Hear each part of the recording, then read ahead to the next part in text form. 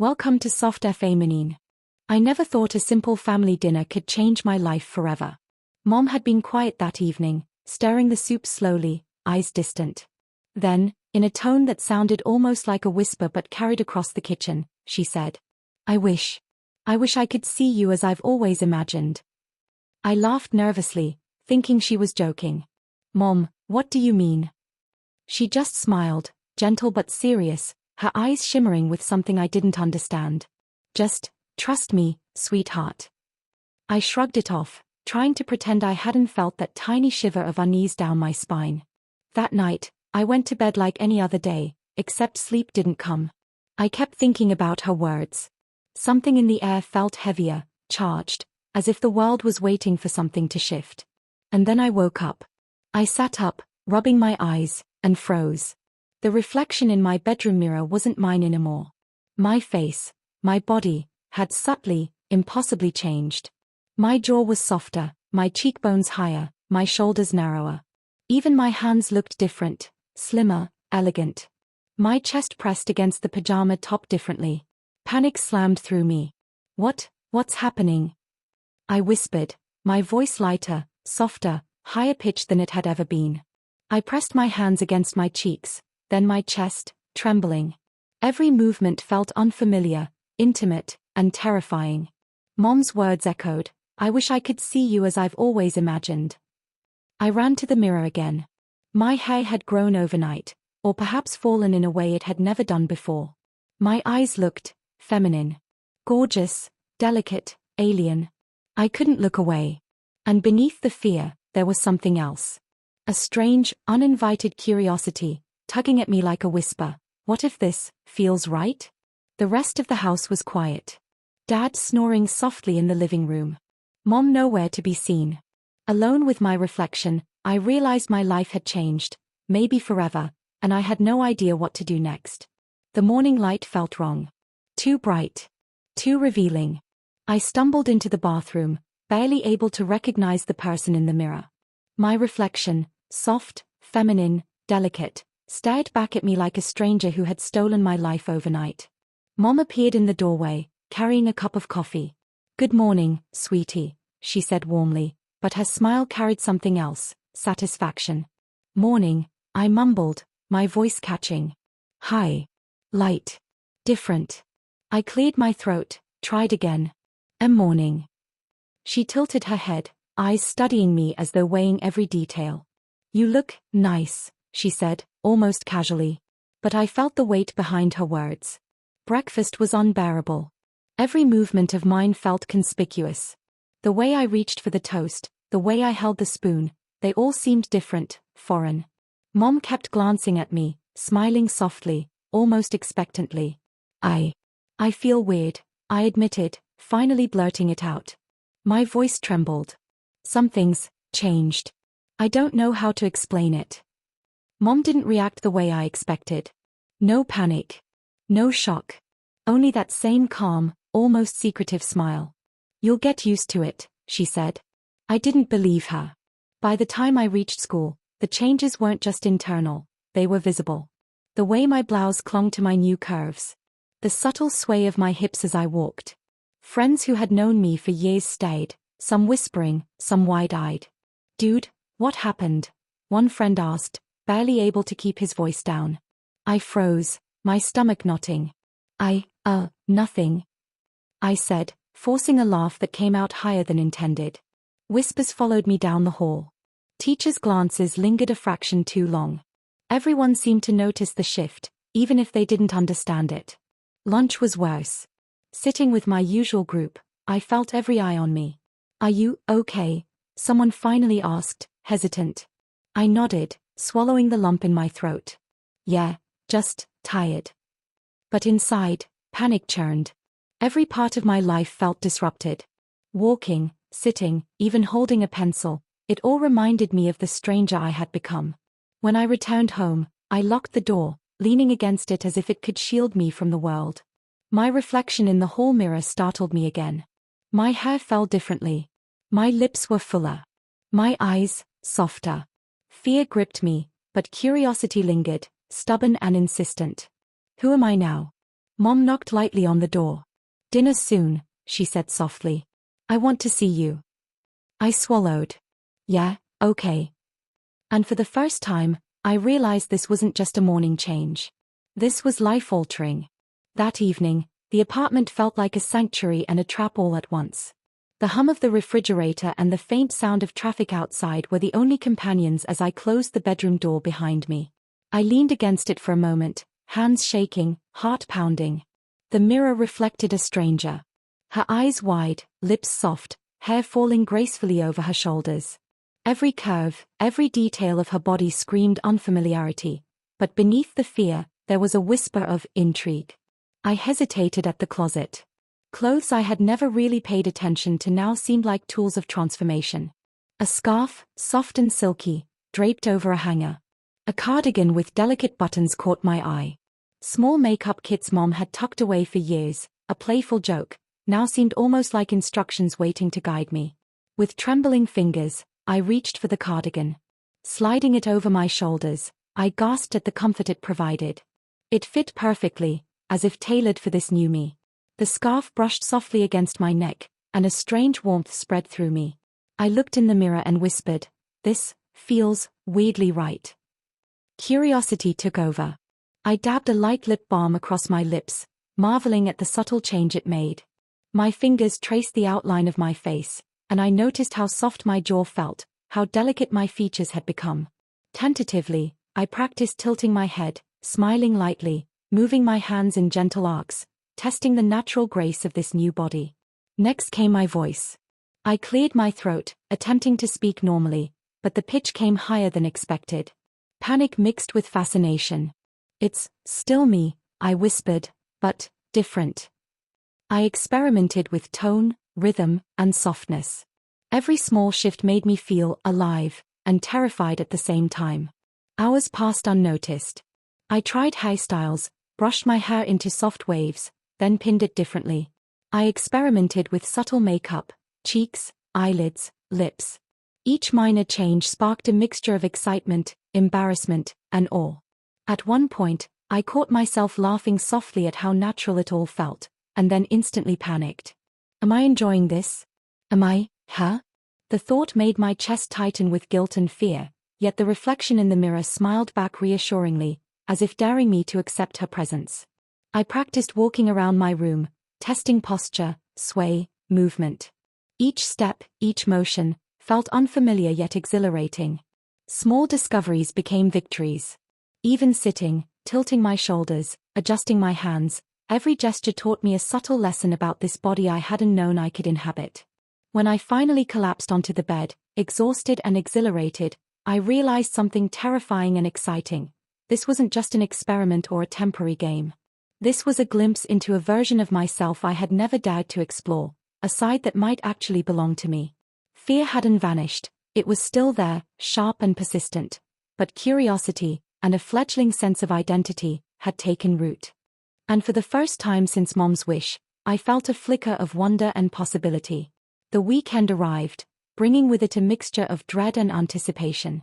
I had decided, I would step outside. Face the world as her, for the first time publicly. I spent the morning preparing meticulously.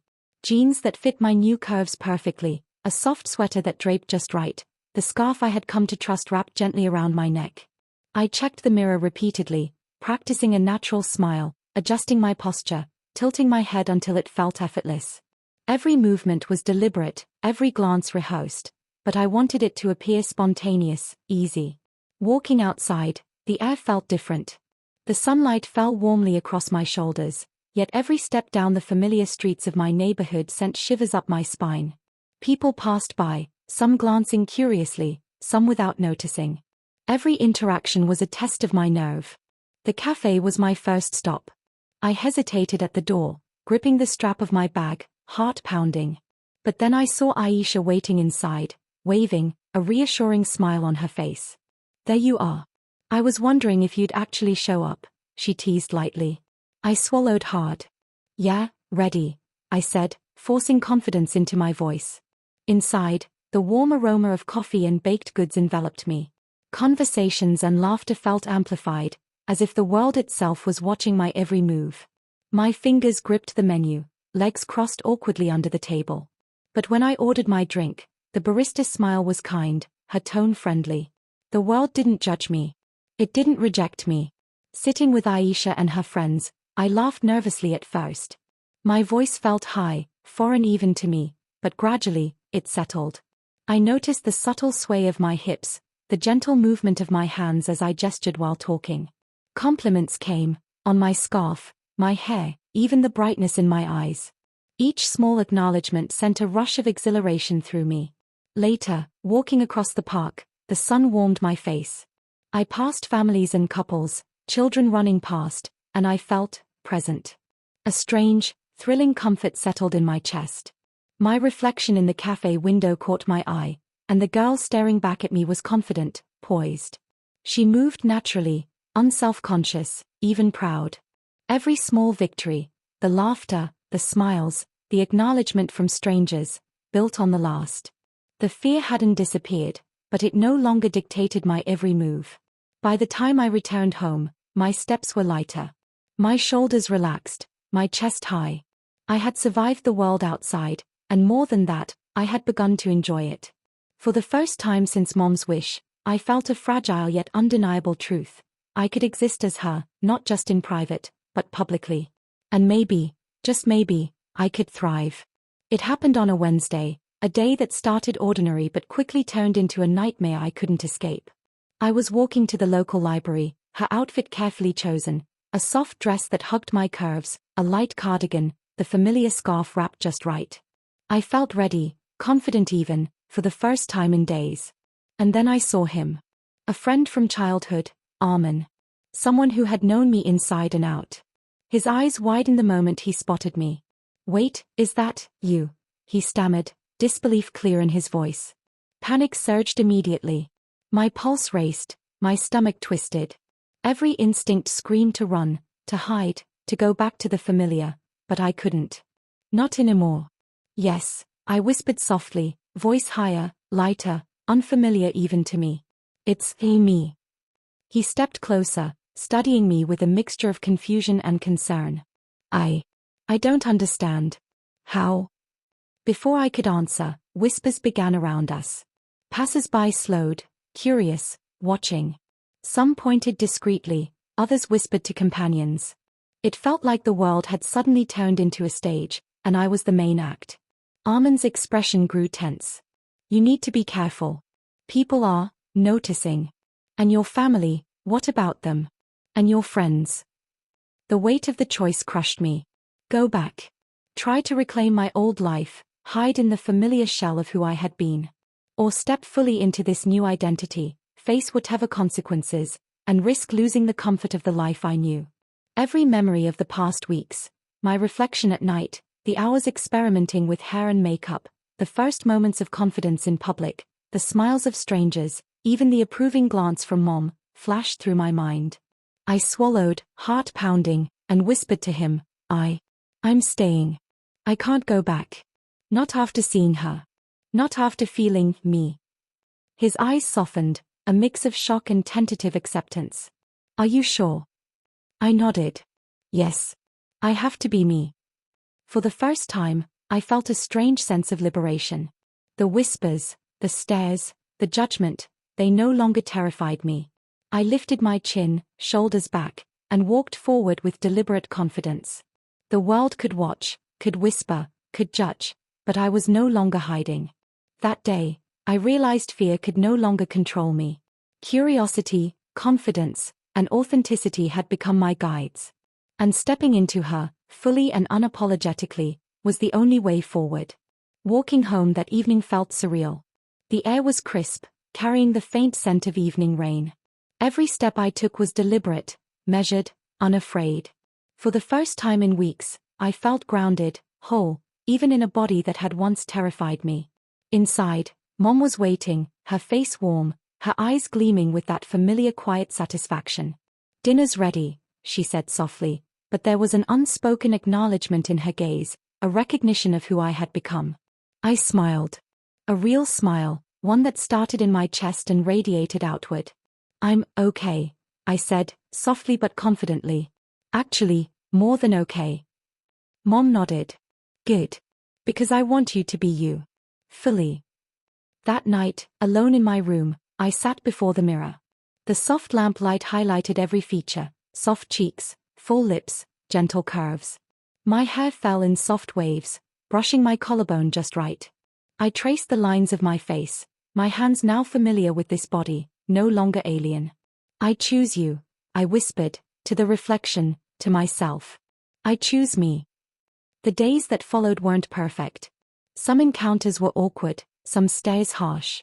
But each smile, each acknowledgement, each gentle nod from a stranger or friend built me up. I began to notice subtle shifts. My posture became natural, my movements elegant, my voice steady and confident. At the lab, my colleagues eventually adjusted. They still asked questions, but no longer with judgment, only curiosity, acceptance, or polite admiration. Outside, the world began to notice me for who I was, not who I had been. Every small victory strengthened me. I had survived exposure, fear, and uncertainty. And in embracing her fully, I discovered a courage and confidence I didn't know I had. Alone with the mirror, I realized a truth I had fought to accept: I hadn't lost myself in this transformation. I had found a version of me I was finally brave enough to meet. And it felt incredible. Looking back, I finally understand something I couldn't in those first chaotic hours. Transformation isn't just about the way you look. It's about courage. It's about stepping into the unknown, even when every instinct screams to run. It's about facing fear, curiosity, and excitement all at once, and letting yourself exist fully in a way the world may not expect. I still remember the first time I walked into the cafe, hands trembling, heart racing, and someone smiled at me without judgment. I remember practicing in front of the mirror, experimenting with hair, makeup, and posture, discovering that the girl staring back at me wasn't just a reflection, she was real. She was me. If you're watching this and feel trapped in a role or identity that doesn't feel like yours, know this: authenticity can be terrifying. It can shake the foundations of your life. But it's also the path to freedom. Sometimes the mirror shows a stranger at first. But with patience, courage, and curiosity, that stranger can become the truest version of yourself. And when that happens, when you finally embrace who you are, everything else falls into place. Because being brave enough to be yourself isn't just transformation. It's liberation.